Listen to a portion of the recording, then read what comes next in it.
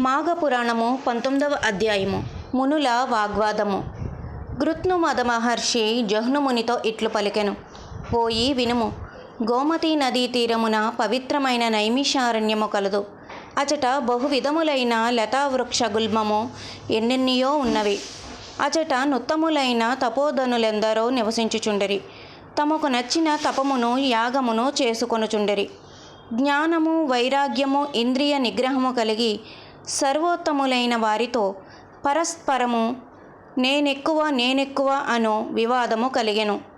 భృగు మహర్షి, నేను తపోనిష్ఠుడను, యోగీశ్వరుడను, నన్ను మించిన వారెవరున్నారని అనెను.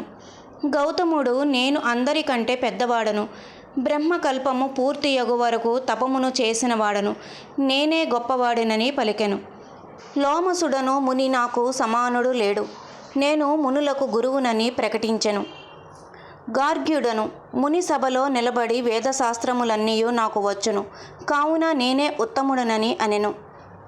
మాండ్యవుడు, నేను కర్మలను ఏమేరకుండా యథాకాలముగా చేయుదును, నిత్కర్మలను ఆచరింతును, అన్ని శాస్త్రములను చదివినవాడను, నాకంటే ఉత్తముడెవడని గర్జించెను. శంతనుడను ముని, నేను యోగాభ్యాసము చేయువాడను, ఆత్మజ్ఞానిని, ఏకాగ్రత కలవాడను, నన్ను మించిన వాడెవడు లేడని పలికెను. పాలస్తుడను ముని లేచి, నేను వేదములు శాస్త్రములు అన్నీయు నేర్చినవాడను, పెద్దలు కూడా నన్నే గౌరవింతురు, కావున నేనే అధికుడునని అనెను. సౌనకుడును, ఆత్మనేత్తలతో నేను మొదటివాడను, నాకంటే పూజ్యులెవరూ లేరనెను. ఆ మునివరులు తమ గొప్ప ధనమును బిగ్గరగా ఎవరికి వారే చెప్పుకునిరి. కొందరు కోపమును పట్టజాలక భృగు మహర్షి వద్దకు వచ్చి వాని జడలను లాగి పిడికిళ్ళు బిగించి కొట్టిరి. ఒకరినొకరు దూషించుకొనుచు కొట్టుకొనుచు వారి దండములను ఛత్రములను లాగుచు కోలాహలమును పెంచిరి. ఇట్లు వారు పరస్పరము వివాదమాడుచుండగా కలహప్రియుడైన నారదుడు వచ్చెను. కలహించుకొనుచున్న వారిని మరింత ఉద్రేకపరచెను. వైకుంఠమును చేరి శ్రీహరికి ఈ విషయమును విన్నవించెను.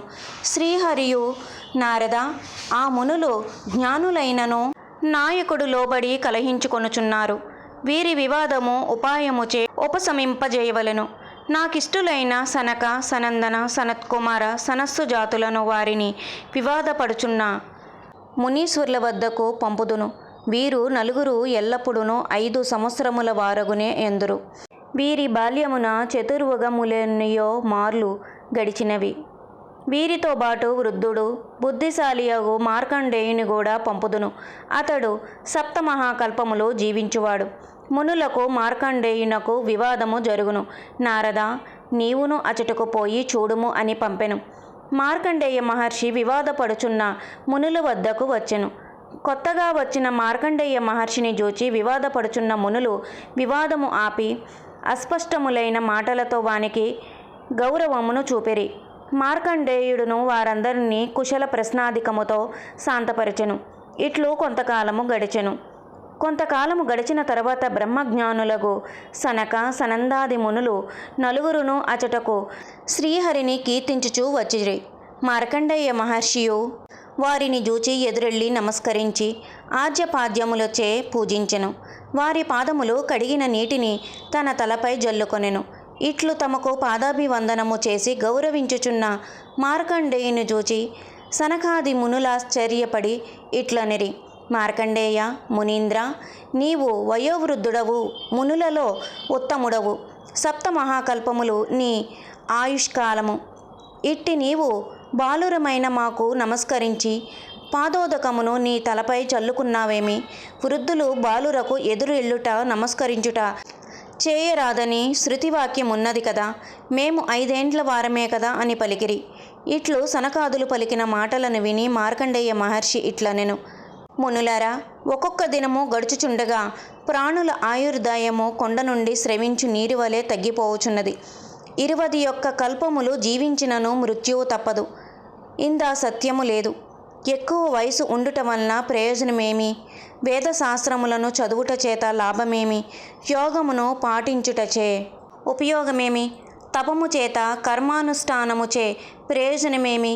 జ్ఞానహీనుడు చిరంజీవి అయినచో వచ్చిన ప్రయోజనమేమి? నిరర్ధకముగా కాలము గడుపుటచే దుష్టుల జీవనము గడిచిపోవుచున్నది.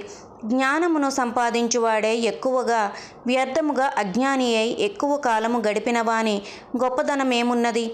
వినాశకాలము దాపురించినప్పుడు ప్రాణిలోకము భయము నొంది తాను చేసిన కర్మఫలమును అనుభవించి మరలా జన్మించును.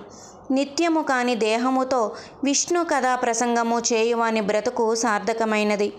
మహాత్ములైన సనక, సనందన, సనత్కుమార, సనత్సుజాతులారా, మీరు నిరంతరము విష్ణు కథా ప్రసంగమును చేయువారు.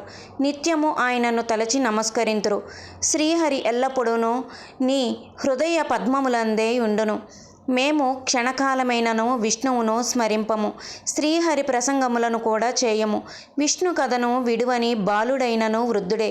నిరంతరము హరికథా ప్రసంగము చేయు మీరు బాలురైనను వృద్ధులే. హరికథా ప్రసంగము లేని వారెంత వృద్ధులైనను బాలురే. కావున మాకంటే మీరే గొప్పవారిని మార్కండేయ మహర్షి సమాధానము ఇచ్చెను. మార్కండేయుని మాటలను విని సనకాది మహర్షులు శ్రీహరిని కీర్తింపసాగిరి. వారి మాటలను వినుచున్న మునులు తమలో తాము ఎక్కువ తక్కువ అనుకొనుట మూర్ఖత్వమని గమనించుకొని సిగ్గుపడిరి. వారందరూ మార్కండేయ మహర్షికి సనకాది మునులకును పాదాభివందనము చేసిరి. మేము మీ వలన విష్ణు కథ ప్రసంగపు విలువను తెలుసుకొంటిమి. కావున విష్ణు భగవానుని మహిమ నెరుగ శక్తియుండని ప్రార్థించిరి. నారదుడు శ్రీహరి వద్దకేగి జరిగిన దానిని చెప్పిరి. అప్పుడు శ్రీహరి వ్యాసరూపమున సూతునకు సర్వశత్రుల జ్ఞానమును బోధించెను. సూతుని వలన మునుల మొదలగు వారందరూ శృతుల సారము నెరిగిరి. సౌనకుడు మునులను అహంకారము మొదలైన మనోవికారములను విడిచి ప్రశాంత చిత్తులై పరమేశ్వర జ్ఞానము, పరమేశ్వర చింతనము కలిగియుండిరి. హరకేయురాది భూషణములు తమ తమ విభిన్న రూపములనందినను కరిగిపోయి తుదకు తమ మూలధాతువైన సువర్ణముగా అయినట్లుగా ప్రాణులను తమ తమ కర్మ విశేషముననుసరించి వివిధ రూపములు పొంది తుదకు పరమాత్మ భావనమునే చేరును.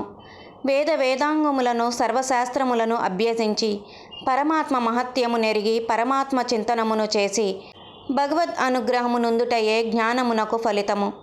మాఘమాసాది వ్రతములు భగవచ్చింత నేను నిరతముగా అలవాటు చేసి జీవులను తరింపజేయును. జహ్ను మునీశ్వర, మాఘమాస వ్రతాచరణ భగవచ్చింతనమును జీవికి అలవాటు చేయుము. అట్టి చింతనము వలన ప్రాణి ఇహలోక సుఖములను, పరలోకములను, దుష్కర్మ క్షయమును, సత్కర్మాచరణ ఫలమును పొంది భవసాగరమును తరించును. మునుల అహంకారమును, మార్కండేయముని వినయ వివేకములను, సనక సనందనాదుల మహత్యమును పరిశీలించి ప్రాణి వినయమును, భగవచ్చింతనమును, జ్ఞాన ఫలితములని ఎరిగి ఆచరించి భవసాగరమును దాటవలెను సుమా అని కృత్రిమద మహర్షి వివరించెను. మాఘపురాణము 19వ అధ్యాయము సంపూర్ణము.